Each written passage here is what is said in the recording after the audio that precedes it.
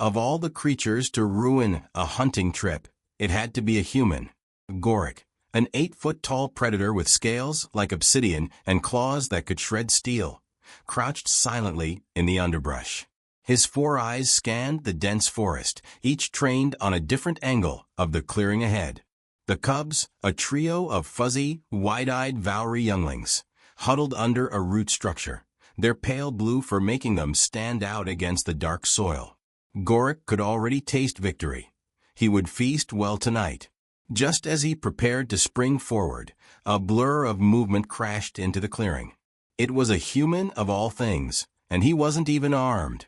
The man wore a tattered jacket, thick boots caked with mud, and an expression that teetered between panic and reckless abandon. He skidded to a stop between the predator and the cubs, arms wide as if he were blocking the path of an oncoming spaceship. "Run!" the human shouted over his shoulder at the terrified cubs. The cubs stared at him, utterly confused, their tiny bodies trembling. They didn't run. Gorik stepped out of the underbrush, his claws glinting in the moonlight. "You're not prey," he growled in his guttural tongue, his fangs gleaming. "You're an annoyance." The human didn't flinch. "Yeah, well, I've been called worse," he said. "You're not touching them?" The Valerie cubs were considered delicacies across 5-star systems, and their hides fetched even higher prices. Gorik had hunted dozens of them before, but never had anyone, especially not a scrawny human, interfered. He took another step forward, towering over the man. "You can't win," Gorik rumbled. "Step aside, human, or become my appetizer." "No," the human said. His voice was firm, but there was something in his stance that wasn't quite defiance. It was more like resolve. He picked up a broken branch from the ground, gripping it like it was a legendary weapon. Gorik laughed, a guttural, echoing sound.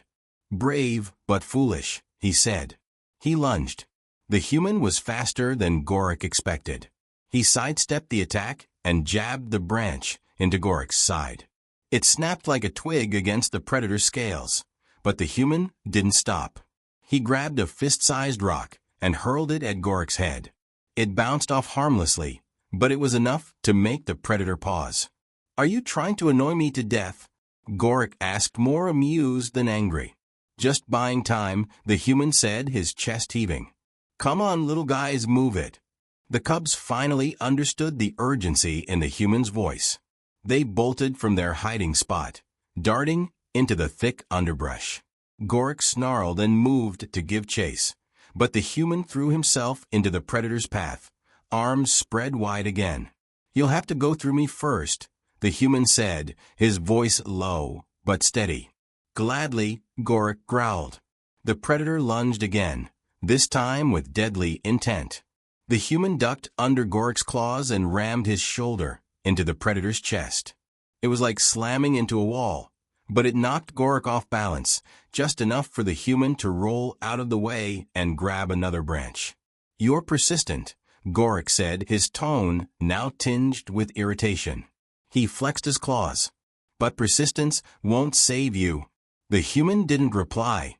His breath came in ragged gasps, and sweat dripped down his face, but his grip on the branch tightened. He wasn't going to back down. Gorik lunged a third time, swiping with both claws. This time, the human wasn't fast enough. One claw raked across his arm, tearing through fabric and skin. Blood seeped into his sleeve, but he didn't cry out. Instead, he swung the branch like a club, smashing it into Gorik's face. The predator roared, more in frustration than pain, and reared back. The human used the moment to scramble backward, positioning himself between Gorik and the direction the cubs had fled. His legs were shaking, but he planted his boots firmly in the dirt. "You're not very good at staying down, are you?" Gorik said, licking the blood from his claws. "Guess not," the human replied, his voice hoarse. For a moment, they stared each other down. Gorik could see the human's chest rising and falling rapidly, hear the faint wheeze of his breath. The man was outmatched in every conceivable way: strength, speed, durability. And yet he stood his ground, battered and bleeding, a stubborn spark in his eyes. Gorik let out a low growl. Why? Why risk your life for prey that isn't even your own species? The human hesitated, then said, because someone has to. It wasn't the answer Gorik expected. Most creatures he hunted begged for mercy or tried to bargain for their lives.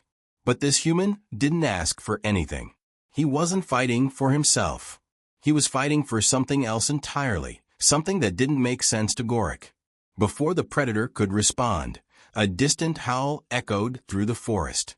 It was a deep, resonant sound that made Gorik's spines bristle. He turned his head toward the noise, his 4 eyes narrowing. "They'll be back soon," the human said. He sounded almost smug. "You might want to leave while you still can." Gorik glared at him, weighing his options. The human was injured, exhausted, and unarmed, but he had managed to stall Gorik long enough for the cubs to escape. And now reinforcements, likely adult Vauri, were on their way.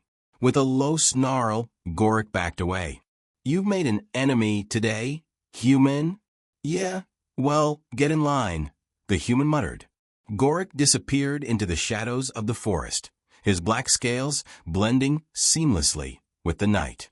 The human collapsed to his knees, clutching his wounded arm.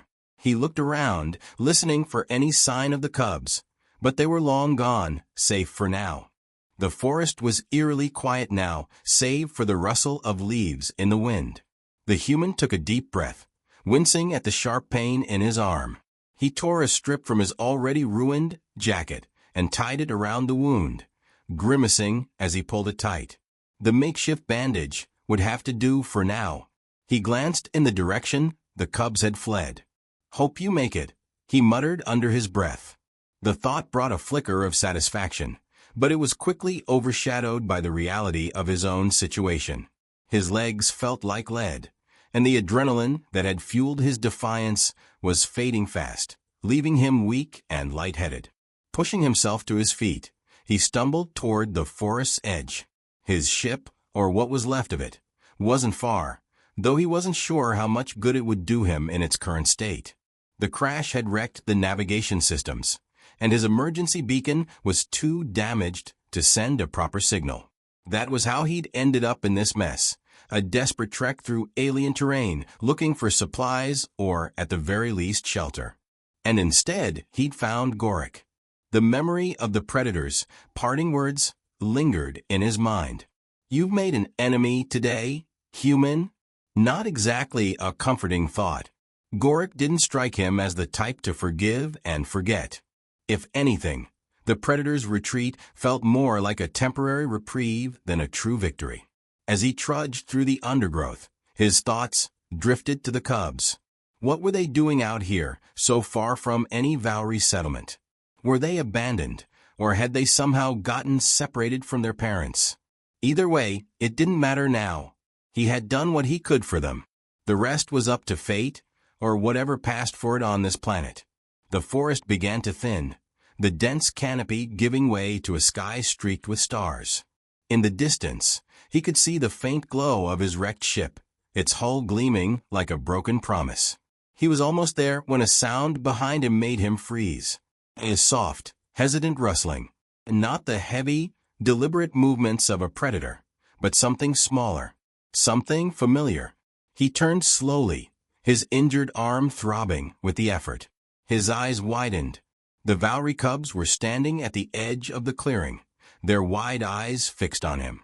The smallest of the three took a cautious step forward, its tiny paws crunching against the dry leaves. "What are you doing?" the human asked, his voice barely above a whisper. "I told you to run." The cub tilted its head, as if trying to understand him. Then it bounded forward, its siblings following close behind. Before he could react, the smallest cub was nuzzling against his leg, its soft fur a stark contrast to the cold, hard ground. "Oh, come on," he muttered, but there was no real frustration in his tone. If anything, he sounded tired, resigned. The other two cubs joined their sibling, their tiny bodies pressing against him as if seeking protection. He sighed and crouched down, ignoring the sharp protest from his injured arm. "You're gonna get me killed, you know that?" The smallest cub made a chirping sound, its big eyes gleaming with something that might have been gratitude. Or maybe it was just hunger. Either way, the human couldn't bring himself to push them away. "Fine," he said, ruffling the fur of the nearest cub. "But if that big guy comes back, you're on your own." The cubs didn't seem to understand or care.